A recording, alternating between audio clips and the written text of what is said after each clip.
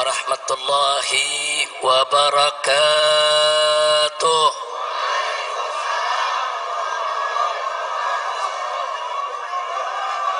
Bismillah, walhamdulillah, wassalatu wassalamu ala rasulillah wa ala alihi wa sahbihi wa mawalah. Ashhadu an la ilaha illallah wahdahu la syarika lah, wa ashhadu anna sayyidana Muhammadan abduhu wa rasuluh la nabiyya ba'dah.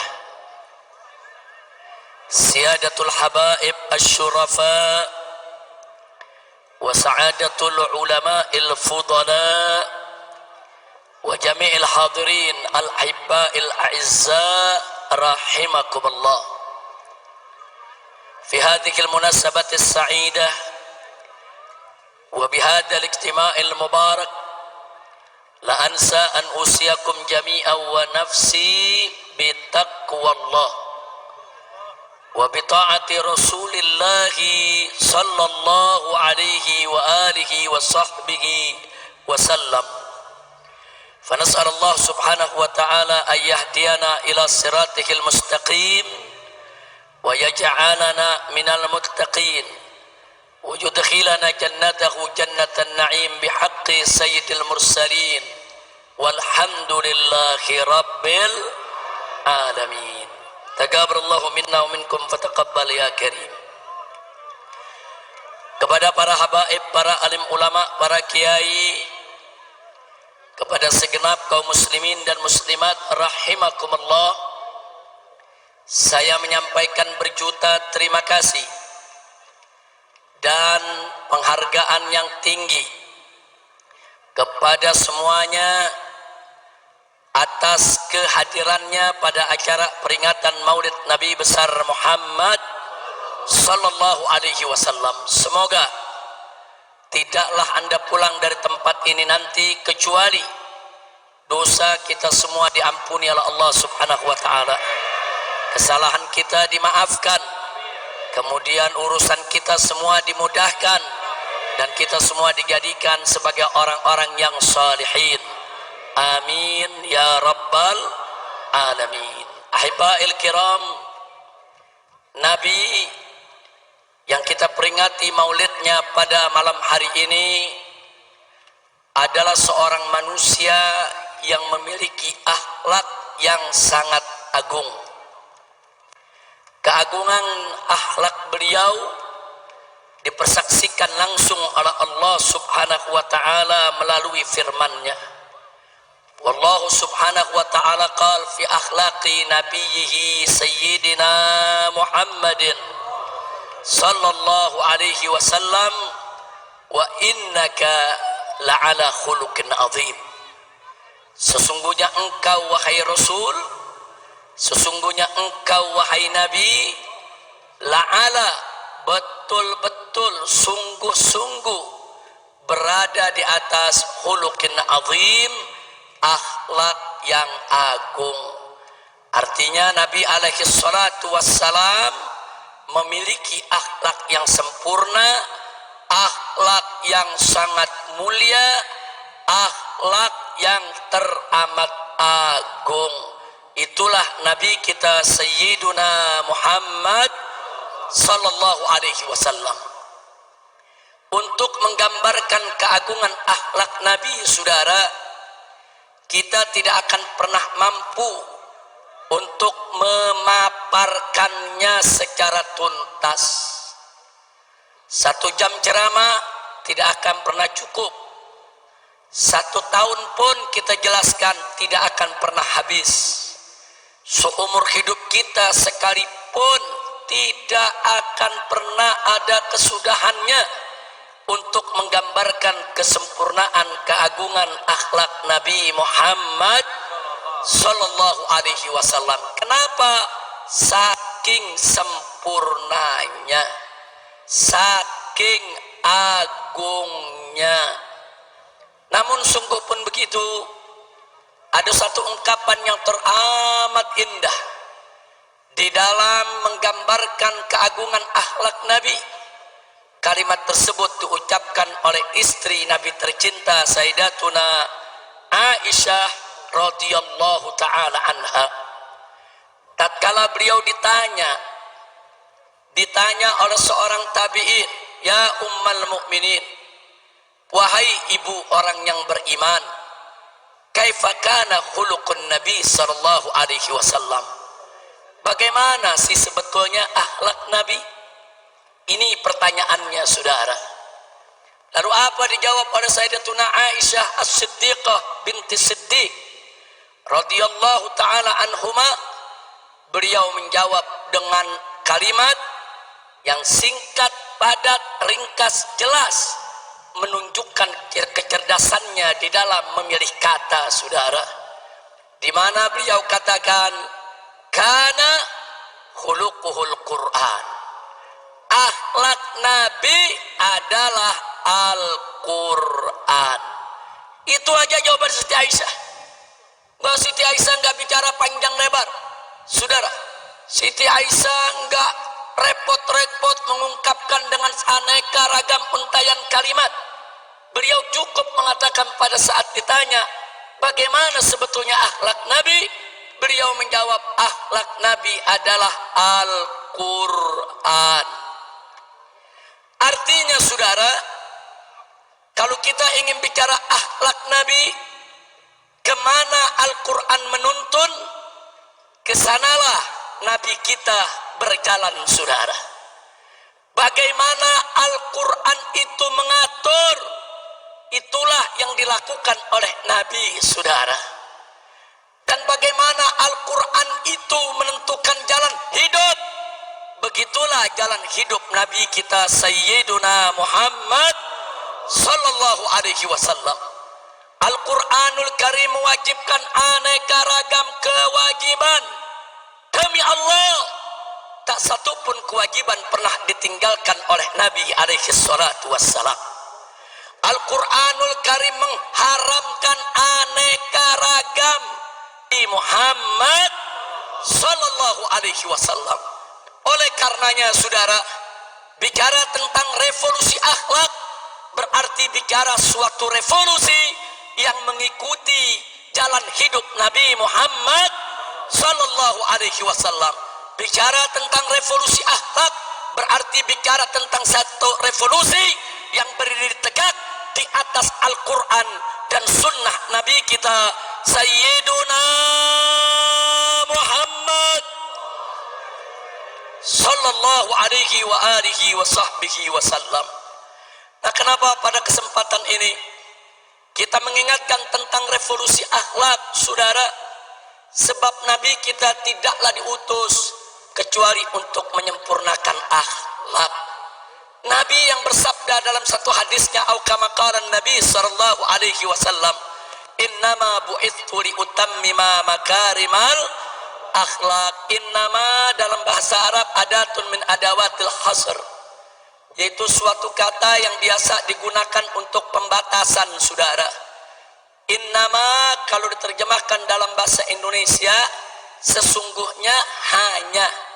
Sesungguhnya hanya. Jadi kalau Nabi mengatakan innama bu'ithu, sesungguhnya aku ini diutus hanya. Hanya untuk apa? Liutammima makarimal akhlak, untuk menyempurnakan kemuliaan akhlak. Jadi, saudara, ajaran Nabi alaihi salatu wassalam berdiri atas dasar akhlak. Ajaran Nabi alaihi salatu wassalam baik dalam konteks ibadat maupun muamalat, semua berdiri atas dasar akhlak. Karena itu kewajiban semua umat Islam dalam setiap aspek kehidupannya senantiasa berdiri atas dasar akhlak, saudara. Makanya aneh sekali, hari ini saya mendengar pernyataan dari seorang pejabat tinggi, saudara. Hari ini, saudara, saya mendengar pernyataan dari seorang pejabat tinggi yang mengatakan, saudara, agama tidak mengatur negara. Inna lillahi wa inna ilaihi raji'un. Saudara, orang yang berprinsip agama tidak mengatur negara, saudara, ini datang dari pemikiran liberal atau datang dari pemikiran ateis. Pemikiran liberal adalah mereka-mereka yang ingin membebaskan diri mereka dari ikatan agama.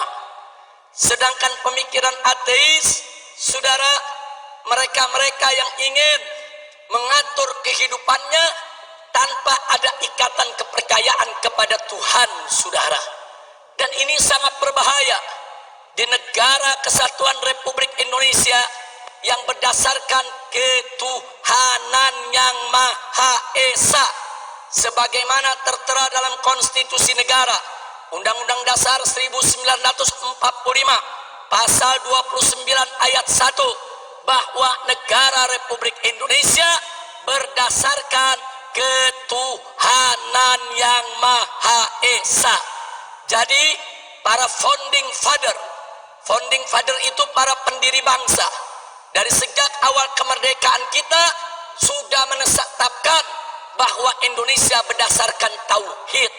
Indonesia berdasarkan tauhid, berdasarkan ketuhanan yang Maha Esa. Yang oleh karenanya setiap kebijakan dalam negara kesatuan Republik Indonesia tidak boleh lepas dari nilai-nilai luhur ketuhanan yang Maha Esa. Sehingga setiap kebijakan apa saja di dalam pengelolaan negara Republik Indonesia tetap harus mengacu kepada ajaran agama, sehingga semua kebijakan di dalam pengelolaan negara Republik Indonesia harus berdiri atas dasar akhlak, saudara. Takbir. Jadi kalau ada pejabat tinggi mengatakan agama tidak boleh mengatur negara, jadi negara mau diatur pakai apa? Mau jadi negara PKI, mau jadi negara ateis, mau jadi negara setan, mau jadi negara iblis. Maka itu saya tanya semua saudara, dasar negara kita apa? Ketuhanan. Ketuhanan yang Maha Esa itu, saudara, adalah dasar tauhid. Apa kalimat tauhid kita? Semuanya la ilaha illallah. Lagi. Sekali lagi.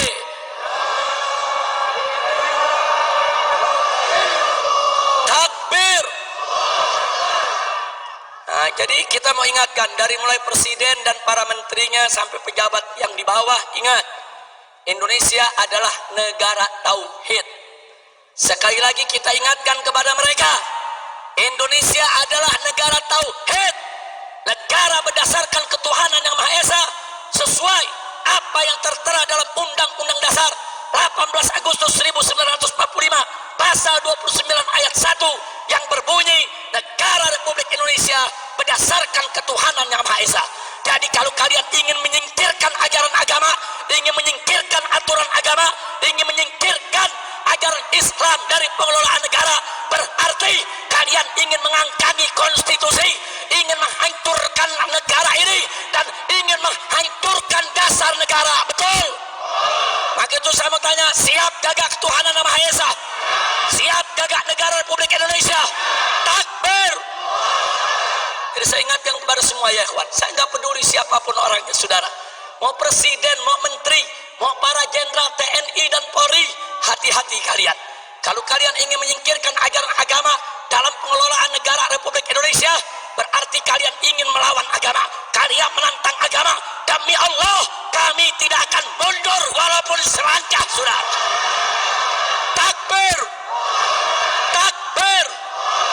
Takbir.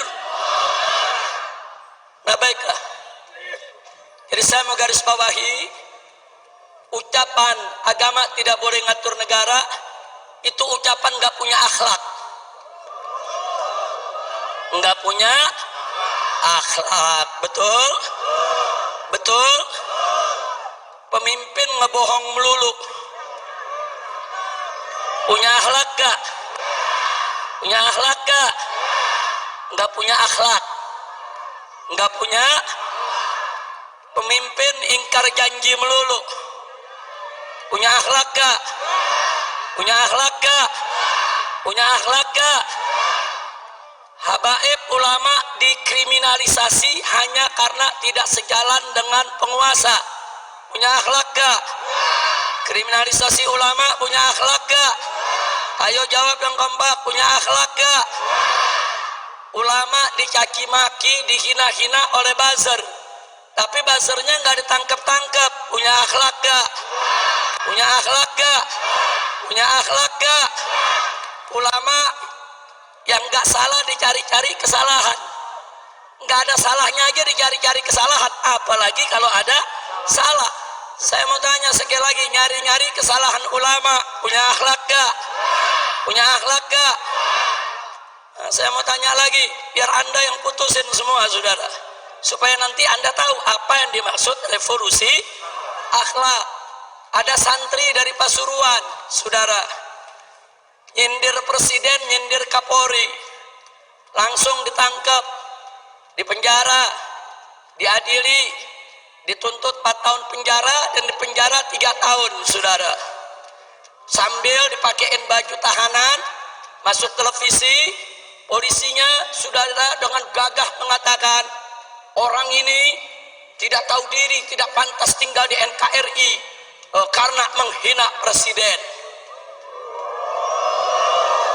Baik ya Wan, nggak apa-apa, nggak apa-apa.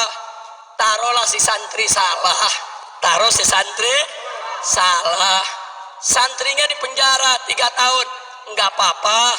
Cobaan buat dia saudara. Insya Allah Allah naikkan derajatnya. Amin ya rabbal alamin. Tapi saudara, yang uniknya saudara, ada anak cukong Cina. Anak cukong Cina pegang foto presiden, dicaci maki, dipukul-pukul itu foto, diludahin. Itu yang difoto dikatakan kacung dia, bahkan dia bego-begoin dan diancam, gua mau bunuh, gua mau tembak, nggak ditangkap.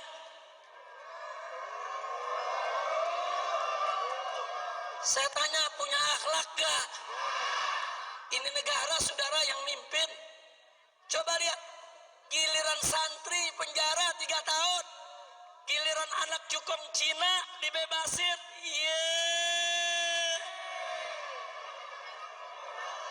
Saya jadi ingat sama Ye lagi nih. Saya tanya, kacau gak? Kacau gak? Santri nyindir presiden penjara 3 tahun. Anak cukong Cina hina presiden, ngancem bunuh presiden, dibebasin.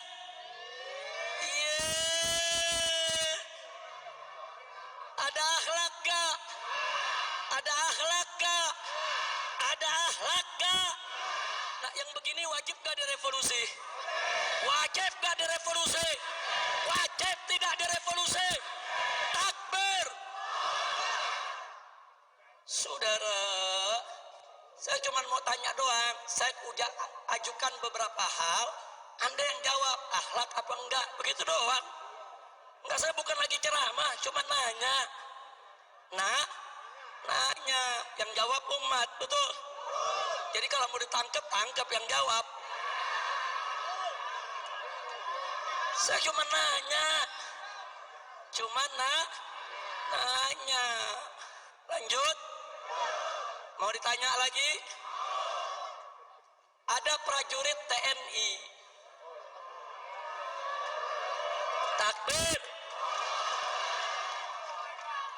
Waktu saya pulang, buat rekaman menyambut saya datang. Betul? Bagus gak? Ditangkep. Diborgol. Di penjara.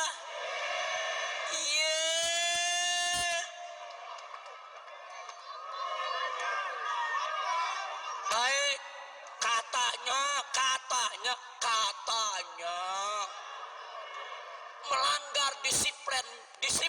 militer. Iye.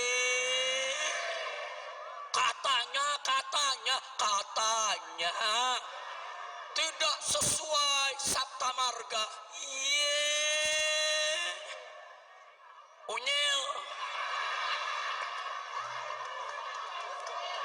Saya kenapa di sini jadi ingat unyil lagi ya? Udah lama lupa Beb. Udah 3 tahun setengah nggak ceramah. Ingat unyil, ingat ye. Lanjut. Perhatikan baik-baik. Seorang prajurit TNI menyambut kepulangan seorang Habib di Borgol, ditangkap di penjara. Yang menarik, Cukong Cina lagi. Cukong Cina, saudara, digotong-gotong, dibopong-bopong sama prajurit-prajurit Brimob. Digotong-gotong. Ini Cina pakai nama Datuk Tahir. Yeay. Jadi orang kalau dengar namanya kan nggak tahu dia Cina. Datuk Tahir dari Mayapada, saudara. Ini Cukong Cina digotong-gotong, dibombong-bombong rame-rame oleh para prajurit Brimob. Nggak ada masalah, saudara. Lalu kenapa ada prajurit TNI sekedar mengucapkan selamat datang kok harus ditahan? Kurang ajar. Betul? Betul? Maka itu saya mau tanya, yang begitu-begitu ada akhlak gak? Ada akhlak gak? Prajurit TNI cinta sama Habib, bagus gak? Ditahan. Saya tanya, ada akhlak gak? Ada akhlak gak? Cukong Cina digotong-gotong sama prajurit Brimob, berakhlak tidak? Berakhlak tidak? Giliran Cukong dibopong-bopong, saudara, dianggap nggak melanggar disiplin, tapi giliran ada prajurit TNI cinta sama ulama langsung main pegang, main tahan, main borgol. Kurang ajar, tidak punya akhlak. Betul? Betul? Betul? Lanjut. Lanjut. Ada lonte hina Habib.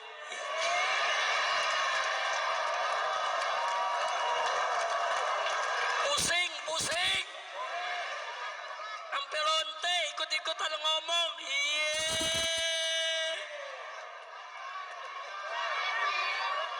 Saudara, lanjut jangan. Lanjut jangan. Ya lu jangan berisik dong. Saya nggak marah, cuman ada umat yang marah, ngancam mengepung lonte. Polisi kalang kabut jagain lonte, iya.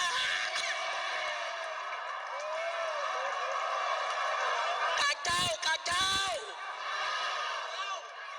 Lonte hina Habib dijaga polisi.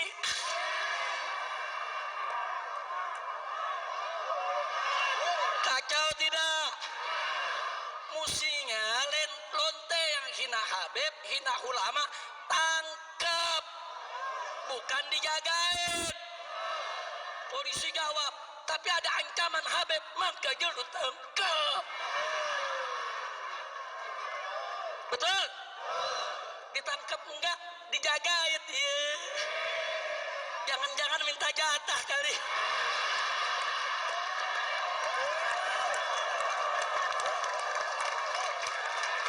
Kacau.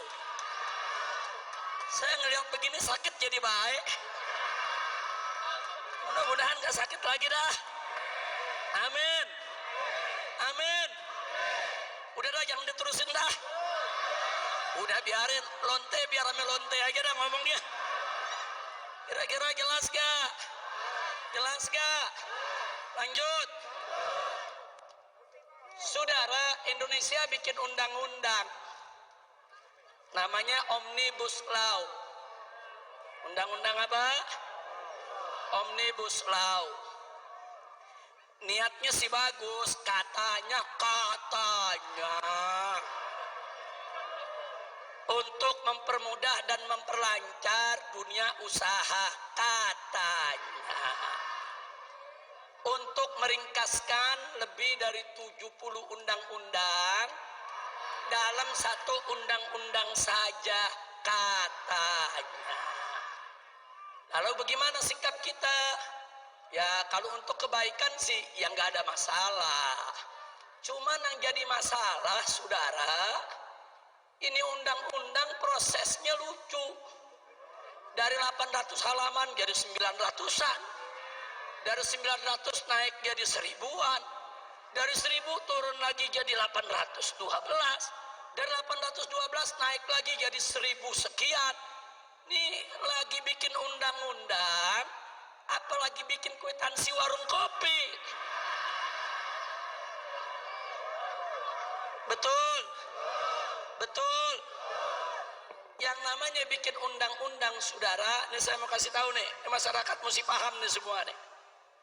Yang namanya undang-undang sebelum dibuat, sebelum disidangkan, saudara, DPR itu harus undang tokoh masyarakat dari semua elemen, saudara. Undang ulamanya. Loh, kenapa ulama mesti diundang? Karena dalam undang-undang Omnibus Law ada hal-hal yang menyangkut agama. Undang juga, saudara, ormas-ormasnya, saudara. Undang juga pengusahanya, undang juga buruhnya, undang juga mahasiswanya. Ajak dulu dialog. Wah boleh langsung bikin undang-undang, saudara. Karena DPR itu wakil rakyat, bukan wakil partai. Betul? Betul? Ada nenek-nenek ngomongnya salah melulu. Saudara, sampai presiden aja dibilang petugas partai.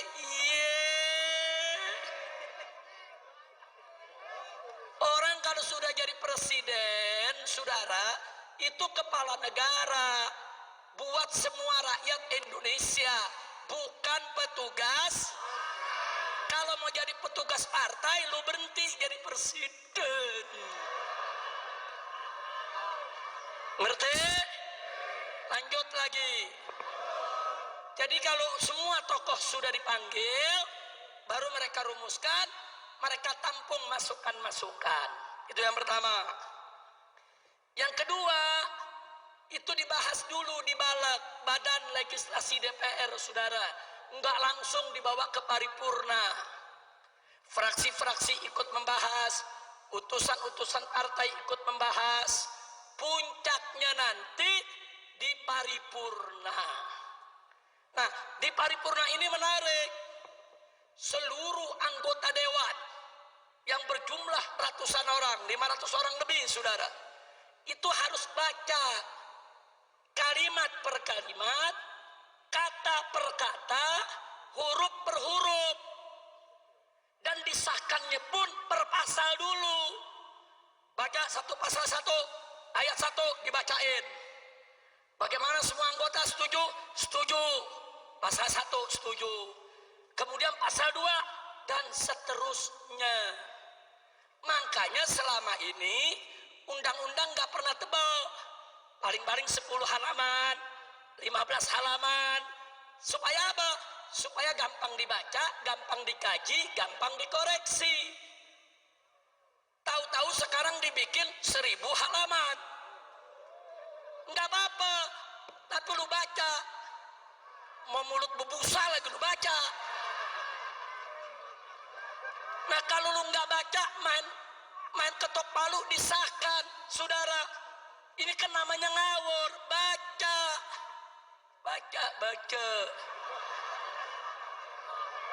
Ada yang jawab, Habib, kalau dibaca 1000 halaman bisa berhari-hari baru selesai. Yang suruh buat 1000 halaman siapa? Goblok. Betul? Lu mau bikin 1000 halaman boleh, tapi baca.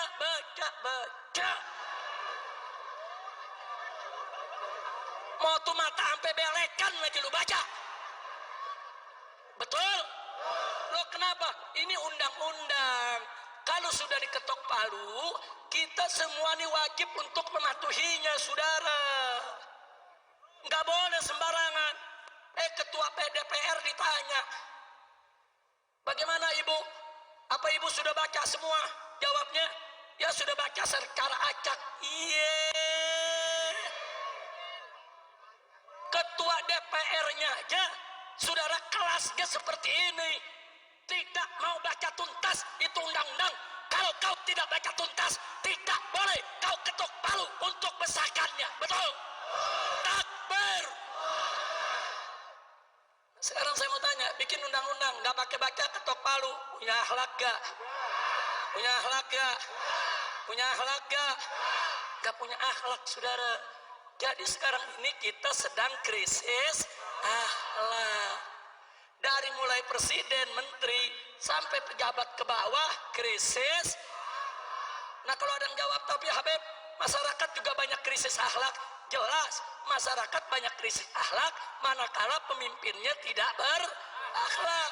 Kalau pemimpinnya berakhlak, ulamanya berakhlak, umarohnya berakhlak, masyarakat juga akan berakhlak. Sinfan minan nas, in soluha, soluhan nas, wa in fasada, fasadan nas. Ada dua golongan manusia. Kalau keduanya baik, masyarakat semua baik, ya kawan. Kalau keduanya jelek, masyarakat semua rusak, ya kawan. Nah, jadi jangan salahkan rakyat dulu, jangan salahkan masyarakat dulu, saudara. Jangan lihat para pemimpinnya. Kalau mereka tidak berakhlak, kalau mereka tidak menjaga akhlak, wajar, pantas. Kalau yang di bawah akhirnya banyak lagi yang tidak memandang akhlak. Betul? Betul? Nah gitu saya mau tanya, kalau sudah krisis akhlak begini, berarti revolusi akhlak penting tidak? Perlu tidak? Setuju? Siap revolusi akhlak? Siap revolusi akhlak? Takbir! Takbir! Sallu ala Nabi. Nah, sebelum saya akhiri, saudara, ada yang mengatakan begini, kenapa Habib Rizik dan kawan-kawan masih buka pintu dialog, masih buka pintu rekonsiliasi, masih buka pintu perdamaian? Kata mereka, revolusi itu tidak kenal kata damai, revolusi itu tidak kenal kata rekonsiliasi.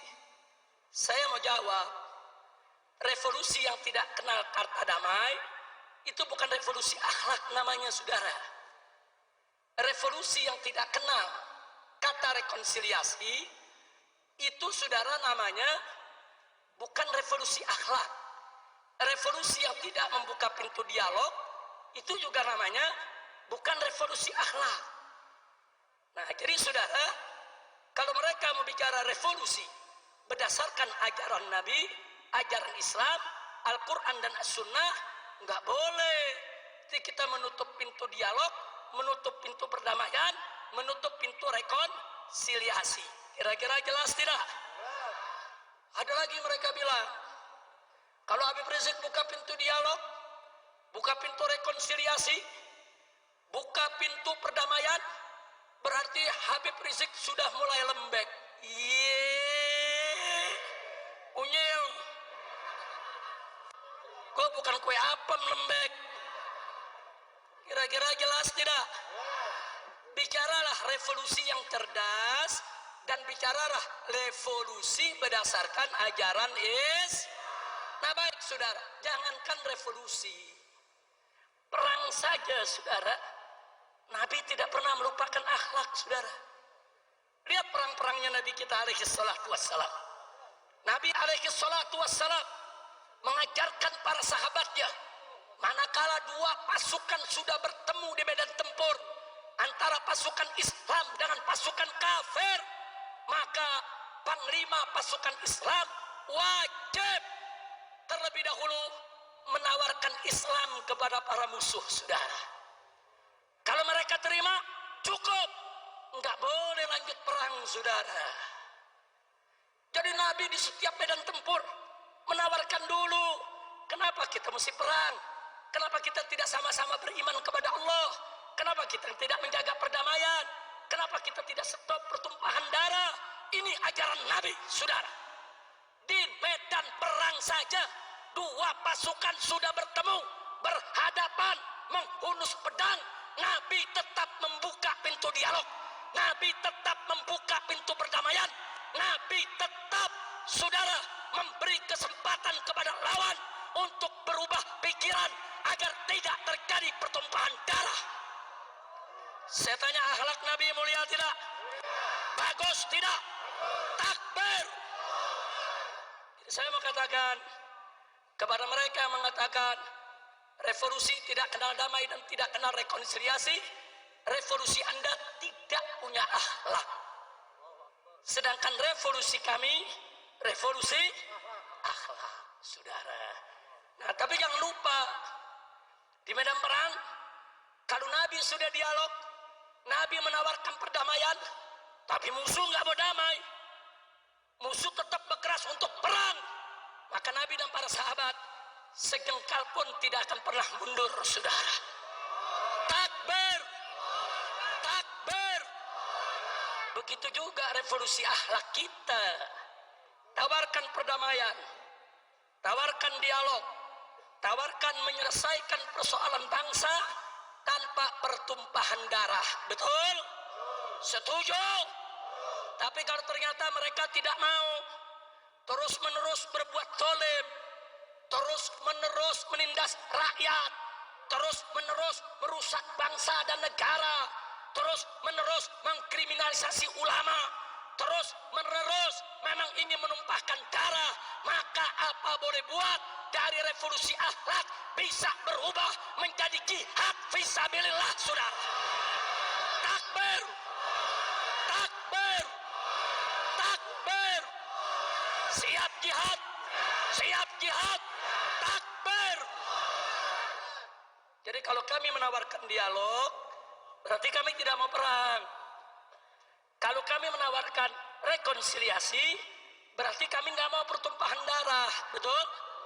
Kalau kami menawarkan perdamaian, berarti kami tidak mau kerusakan. Tapi ingat, tidak ada kata damai dengan kezoliman. Berarti kalau orang zolim mau damai, lu stop kezolimannya, betul? Kalau nggak di stop kezolimannya, ada damai tidak? Ada damai tidak? Haram kita berdamai dengan kezaliman, saudara. Kira-kira jelas tidak? Paham semua? Maka itu saya mau tanya, malam ini ngerti tidak revolusi akhlak? Ngerti tidak revolusi akhlak? Jadi kalau revolusi akhlak menawarkan lebih dulu dialog, bagus tidak? Menawarkan lebih dulu perdamaian, bagus tidak? Menawarkan lebih dulu rekonsiliasi, bagus tidak? Bagus tidak? Tapi tidak ada kata damai dengan kezaliman, betul? Siapa zalim ingin berdamai, stop dulu kezalimannya, betul? Takbir. Tapi kalau sudah ditawarkan kedamaian, ditawarkan dialog, ditawarkan rekonsiliasi, mereka ternyata congkak, angkuh, sombong, merasa paling besar, merasa paling kuat, demi Allah, habaib ulama dan umat Islam tidak akan pernah mundur jihad untuk melawan kezaliman, saudara. Takbir. Sallu ala nabi.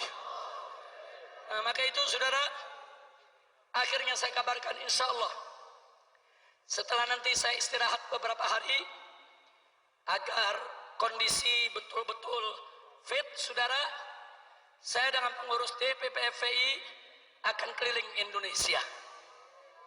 Kita akan datangi setiap provinsi, kita ajak semua umat, dan kita akan melakukan koordinasi dan konsolidasi untuk revolusi akhlak. Setuju tidak? Setuju tidak? Jadi jangan coba-coba ada pihak yang menghalangi tabligh akbar kami, yang menghalangi yaitu daripada konsolidasi kami. Karena kali ini kami tidak akan pernah tolerir siapapun yang coba-coba menghalangi tabligh dan pengajian umat Islam. Betul? Betul? Siap jaga tabligh akbar, siap bela tabligh akbar, siap jaga pesantren para kiai, siap jaga majelis-majelis para habaib. Takbir. Kita akan keliling, kita akan sowan kepada para habaib, para ulama, para tokoh umat Islam di berbagai daerah saudara, untuk memantapkan langkah dalam rangka revolusi akhlak. Karena kita tidak bisa melakukan revolusi akhlak, saudara, kalau tidak mendapat dukungan para habaib, para ulama, para kiai, dan umat Islam di berbagai daerah. Itu yang pertama. Yang kedua, jangan pernah berpikir revolusi akhlak kita memakai senjata untuk perang. Tidak. Saya katakan sekali lagi, tidak. Kecuali kalau musuh pakai senjata nembakin kita. Kecuali kalau musuh pakai senjata bunuh kita. Kita angkat senjata, kita perang, saudara. Setuju tidak? Takbir. Tapi kalau musuh menghancurkan kita dengan kata, maka kita akan jawab juga dengan kata. Kalau musuh mau menghancurkan kita dengan ekonomi, maka yuk sama-sama kita lakukan gerakan ekonomi umat Islam. Saudara, kalau umat Islam bersatu dalam ekonomi, saudara, itu naga-naga akan jadi cacing-cacing. Setuju tidak? Setuju tidak? Ini revolusi termasuk yang akan kita jalankan, saudara. Di mana akhlak kita? Kalau hanya belanja kepada orang kafir, sementara warung-warung umat Islam kita tinggalkan. Betul? Betul? Saya mau tanya, kita belanja ke warung orang kafir, warung umat Islam kita tinggal, berakhlak tidak? Berakhlak tidak? Nah, jadi mulai saat ini, saudara, saya mengajak semua, ayo belanja sesama umat Islam. Ayo belanja ke warung-warung tetangga, saudara. Ayo, dan jangan main riba, saudara. Karena naga-naga kafir tersebut, kekayaan mereka dari hasil riba. Mereka kumpulkan uang kita, mereka ribakan. Jadi mulai saat ini, tinggalkan riba. Karena riba ini kalau kita tidak tinggalkan, ada ancaman dari Allah. Allah berfirman, fa'dhanu biharbin minallahi wa rasulih. Umumkan, kata Allah, perang dari Allah dan Rasulnya. Allah dan Rasulnya memerangi pemakan riba, pemain riba, saudara, penyembah riba. Maka itu jauhkan dari hidup kita persoalan-persoalan riba, saudara. Insya Allah nanti dalam waktu dekat, saudara, insya Allah kita akan paparkan kepada umat langkah-langkah revolusi akhlak apa yang harus kita lakukan bersama. Setuju tidak? Setuju tidak? Tapi jangan lupa, sebelum kita bicara revolusi akhlak di bidang muamalat, kita harus terlebih dahulu revolusi akhlak di bidang ibadat. Artinya, yang kemarin sholatnya sudah bagus, maka mulai saat ini dan seterusnya, sholatnya harus lebih diperbagus lagi, saudara. Begitu juga yang kemarin, saudara, sholatnya belum bagus, maka mulai hari ini, saat ini, sholatnya sudah harus bagus, saudara. Jadi tinggalkan segala maksiat, tegakkan semua taat. Itu salah satu syarat mutlak revolusi akhlak, saudara. Tidak ada revolusi akhlak kalau kita tidak sholat. Tidak ada revolusi akhlak kalau kita masih tetap maksiat. Enggak ada revolusi akhlak, saudara, kalau kita tidak mau taat kepada Allah. Betul? Mulai dari diri kita, mulai dari ibadat. Jangan tinggalkan sholat, jangan tinggalkan puasa Ramadan, jangan tinggalkan zakat, saudara. Jauhkan segala kemungkaran dan kemaksiatan. Jauhkan perzinahannya, minuman kerasnya, judinya, saudara, tinggalkan semua. Dan yang tidak kalah pentingnya, jangan bohong. Jangan kita jadikan ciri revolusi akhlak kita, tiada dusta di antara kita. Takbir, takbir, siap jujur, siap amanat, siap tidak ingkar janji. Takbir. Nabi bersabda dalam hadisnya, saudara, ayatul munafik salah. Ciri orang munafik itu ada 3. Pertama, idza haddatsa kadzaba. Kalau berkata, dia dusta. Yang kedua, idza wa'ada akhlafa. Kalau berjanji, dia ingkari, saudara. Yang ketiga, saudara, wa idza tumina. Kalau Kalau dia diberikan amanat, khana, dia khianat.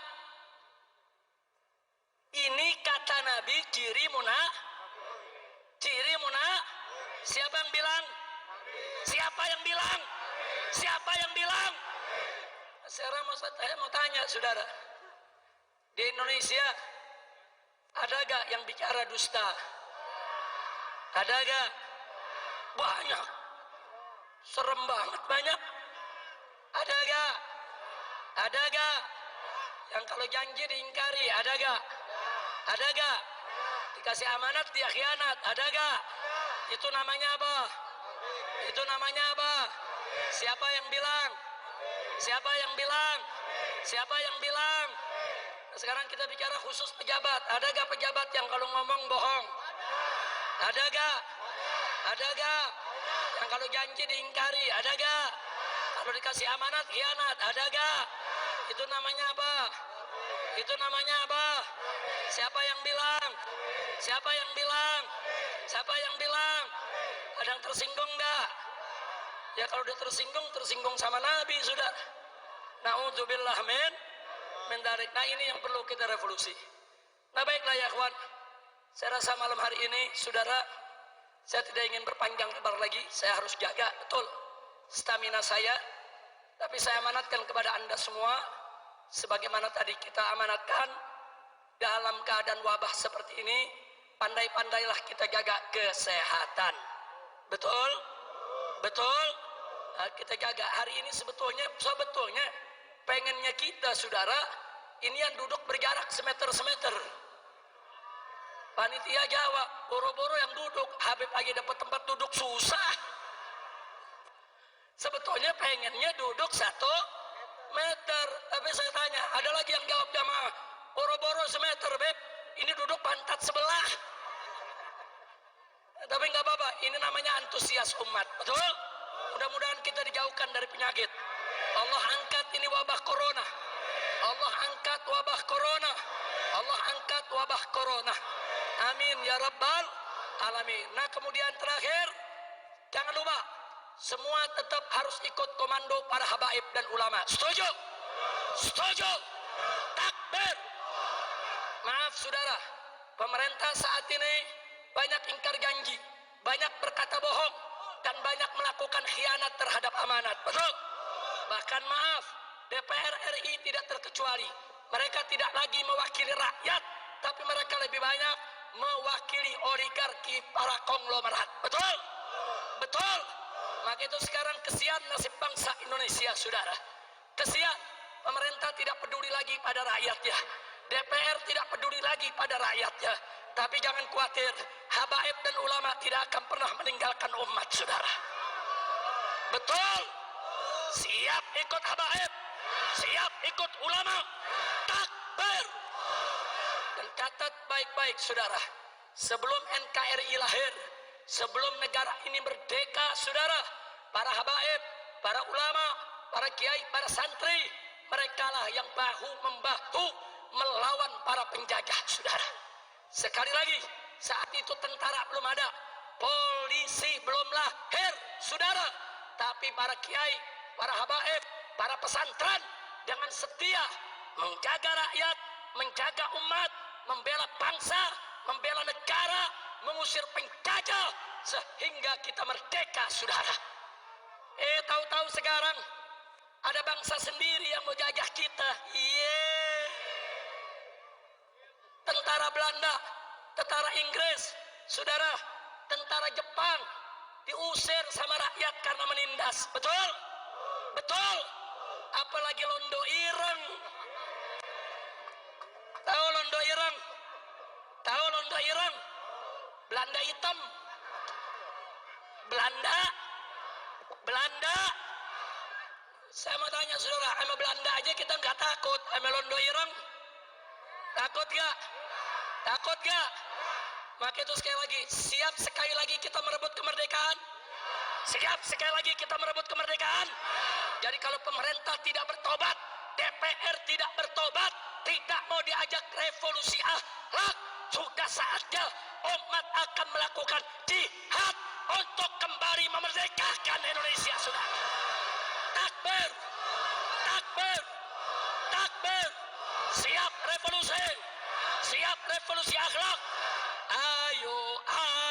Ayo revolusi, ayo revolusi sekarang juga. semua. Ayo, ayo, ayo revolusi. Ayo revolusi sekarang juga. Lagi. Ayo, ayo revolusi sekarang juga. Dipercepat. Ayo, ayo, ayo revolusi. Ayo revolusi sekarang juga. Ayo revolusi, ayo revolusi sekarang juga. Lagi. Ayo, ayo, ayo revolusi. Ayo revolusi sekarang juga. Paling cepat. Ayo, ayo, ayo revolusi. Ayo revolusi sekarang juga. Ayo, ayo, ayo revolusi. Takbir. Takbir. Allahu Akbar. Takbir.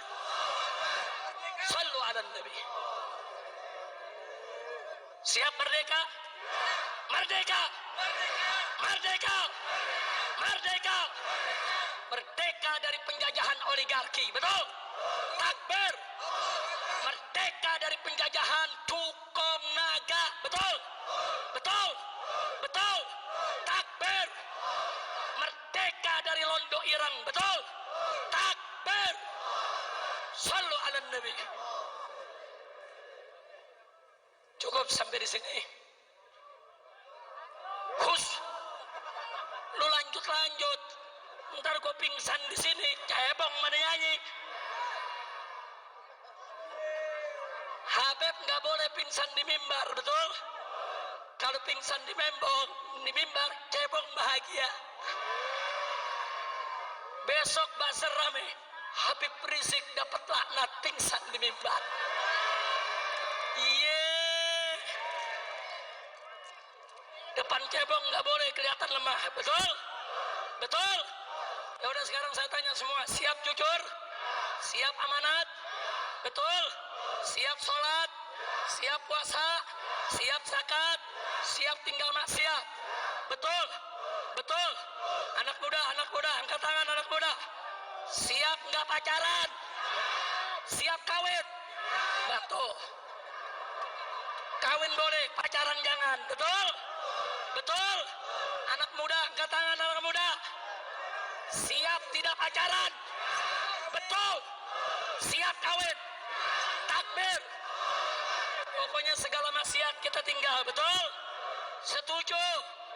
Setuju? Takbir. Nah, ini yang saya mau sampaikan, saudara. Mudah-mudahan bermanfaat untuk kita semua. Sekarang baca surat Al-Fatihah, kita niatkan. Bibarkatil Fatihah, agar para umarok kita dapat taufik dan hidayah. Sehingga mereka bisa memimpin negara dengan adil dan amanat.